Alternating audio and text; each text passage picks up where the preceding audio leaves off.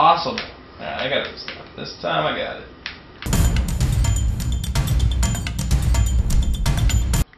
Spikes, great.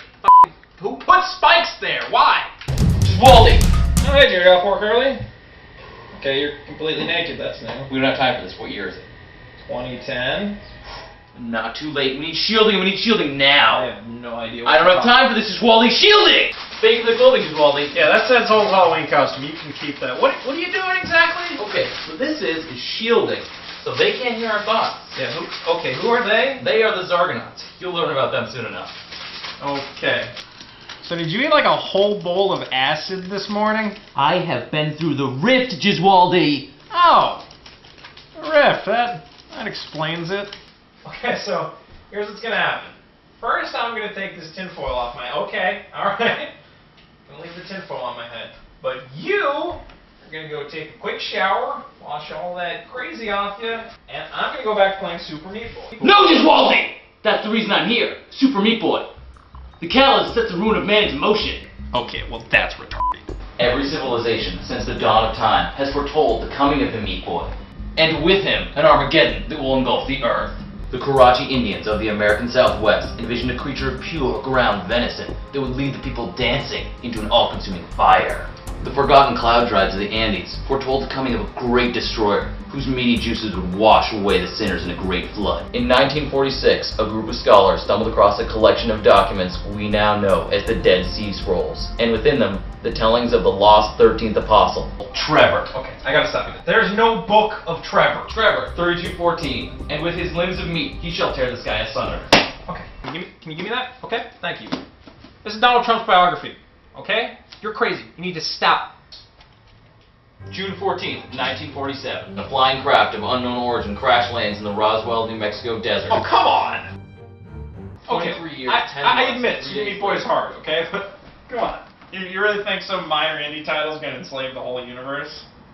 Maybe not this title, but the sequel. We're making a second one? This isn't a game, Gesualdi! The fate of the universe hangs in the balance here. With the release of Super Meat Boy Gaiden, the entire world heralds the arrival of what become known as the greatest video game of all time. It's catastrophe, Pac-Man fever on a worldwide scale. The world infrastructure falling into a collapse as the entire population tries in vain to conquer the unconquerable. The world's leading minds, the leaders of men, all helpless to resist the pull of the game. Within days, the Zarganauts seized power, enslaving the remains of humanity. That's why the Time Council sent me back through the rift, to find the one master of the game, the Power Gamer. So what, you came to recruit me? Like the last Starfighter? No! Not you. Her.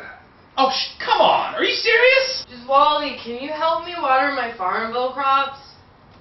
Have you seen her Peggle scores? Peggle is with to defeat this In the future it matters more! Shit, this is total time rift. I devoted my whole fucking life to video games and she gets to be the power gamer because she's good at Peggle? Well, that's just fucking great. What are you guys arguing about? Oh, you haven't heard? You're the legend. What is she again? Power Gamer. Yeah, you're the fucking power gamer and you're gonna go, what are they?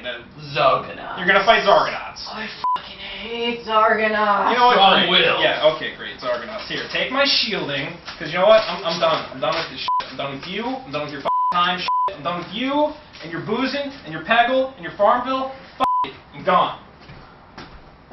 Your training begins now. We must enter the dematerialization field. Okay.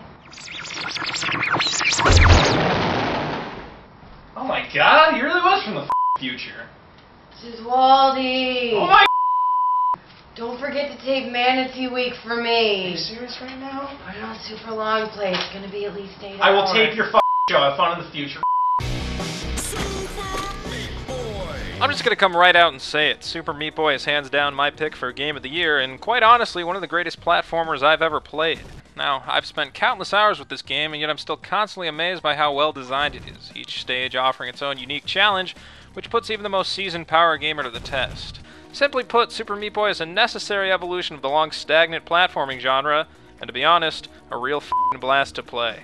Super Meat Boy expertly keeps one foot planted in familiar old-school territory, using the power of Nintendo-era nostalgia to lure unsuspecting players in. Basically, if you're one of the gamers out there who can correctly identify what a bubble bobble is, well then this one's probably for you. However, where this retro aesthetic really plays out is within the game itself, Super Meat Boy, a clear tribute to the time of ball-breaking platform games gone by. The game's central goal, to rescue Meat Boy's girlfriend, is a scenario which harkens back to the game's most obvious inspiration, Super Mario Bros. The game obviously borrows a lot from Mario, including the simple run and jump controls, though unlike our favorite heavy-set plumber, Meat Boy moves with the grace of a feather, able to deftly navigate the deadly stages with incredible grace for a boy whose flesh has been stripped from his body. You'll be thankful for this attention to the controls once the game starts to pick up speed, as Super Meat Boy is one of the most deviously challenging games in recent memory. Or if you prefer the short version, it's f***ing hard. Some levels can seem to teeter on the edge of ridiculous, forcing players to navigate a dizzying array of obstacles from spikes to laser beams, pools of lava to rocket launchers, and the game's most common hazard, a seemingly endless collection of buzzsaws. As you progress through the game, new skill-testing hazards are constantly being added, though the true genius comes from seeing already familiar elements used in devious new ways. And it's always fun to try and guess how the game's going to try and kill you next. Unlike the old, unforgiving NES platformers to which Super Meat Boy traces its roots, the developers have smartly kept frustration to a minimum. Stages are short, most able to be completed under 30 seconds, and this combined with an infinite supply of lives makes it much more enjoyable than, say, the original Ninja Gaiden, which I'm pretty sure is half responsible for my inexplicable childhood fear of birds. Though there are stages that approach the level of ball-breakingly ridiculous, never does the game feel truly impossible. Even in the 1,000 or so deaths I racked up during my playtime, or the 5 consecutive hours I spent on a single stage, never did I feel the need to chuck a Dreamcast at the wall, as was the case with Zone of the Enders, the second runner. Because once that stage was beaten, I felt a sense of accomplishment so great that I could hardly resist calling up my Meat Boy playing friend and rubbing his face in it, and boy did it feel good. At the heart of it, that's the true appeal of Meat Boy, the feel of great satisfaction that comes from completing a level, while at the same time knowing so many more deaths lay ahead. This is helped by the game's ridiculous amount of content, including no less than 300 levels, with plenty more waiting to be added. In addition to this, the game provides incredible replay value, urging players to earn A+ ranked times on each level, and offering a slew of indie gaming stars as unlockable characters, including Flywrench, and I'm like one of 5 people in the world who's played Flywrench. However, the real replay value comes in the form of online leaderboards, allowing players to compete for the best times on each stage.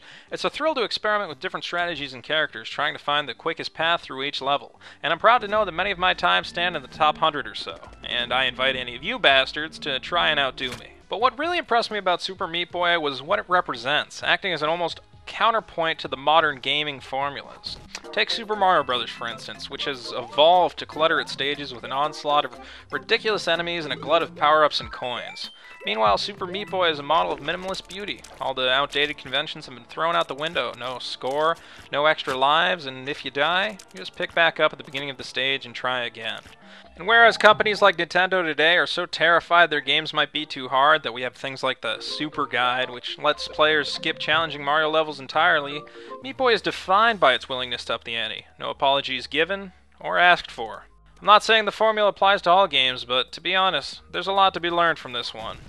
Overall, A+, 5 stars, Game of the Year, all that jazz. Zarganaut plot or not, I gotta tell you, this one's a winner.